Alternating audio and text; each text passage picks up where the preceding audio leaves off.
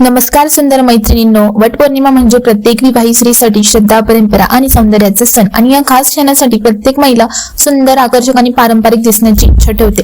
त्यामुळे आजच्या व्हिडिओमध्ये आपण पाहणार आहोत 2026 मधील सर्वात ट्रेंडिंग आणि सुंदर पैठणी साड्या। प्रथम म्हणजे आपण कलर्स बघूया। त्याच्यामध्ये असतो royal purple Paithani, bottle green, pink silk, peacock design Paithani, red golden Paithani आणि खूप साऱ्या अशा असतात। साडी ग्रीन पैठणी हा वटपौर्णिमेसाठी नेहमी सगळ्यांचा पसंतीचा असतो। हिरव्या रंगाची पैठणी आणि golden border look like elegant आणि क्लासिक टच देतो। ज्यांना सॉफ्ट आणि ग्रेसफुल लुक आवडतो त्यांच्यासाठी तर पिंक सिल्क पैठणी एकदम परफेक्ट आहे। हलका मेकअप आणि मोत्याच्या दागिन्यांसोबत हा लुक खूपच सुंदर दिसतो।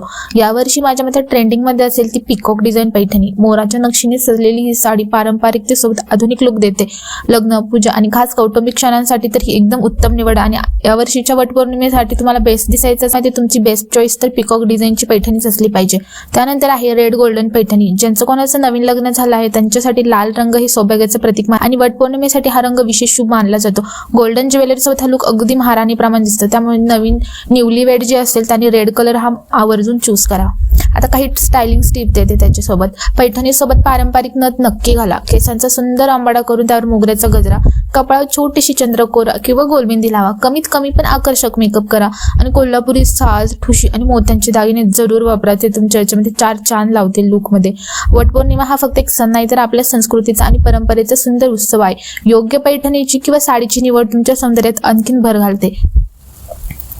वटपौर्णिमा जवळ आली आहे आणि आता प्रत्येकाची इच्छा असते की खास दिवशी ती पारंपरिक, आकर्षक आणि सर्वांपेक्षा वेगळी दिसावी अशी साडी घालायची। त्यामुळे आजच्या व्हिडिओमध्ये आपण बघितलं की खूप सारे साड्या डिझाईन बघितल्या आणि मार्केटमध्ये तुम्ही गेले तर तुम्हाला या इझिली अवेलेबल होऊन जातील। आणि तुम्हाला यापैकी कोणती पैठणी सर्वात जास्त आवडली ते कमेंटमध्ये नक्की सांगा। धन्यवाद। वटपौर्णिमेच्या सर्वांना खूप खूप शुभेच्छा।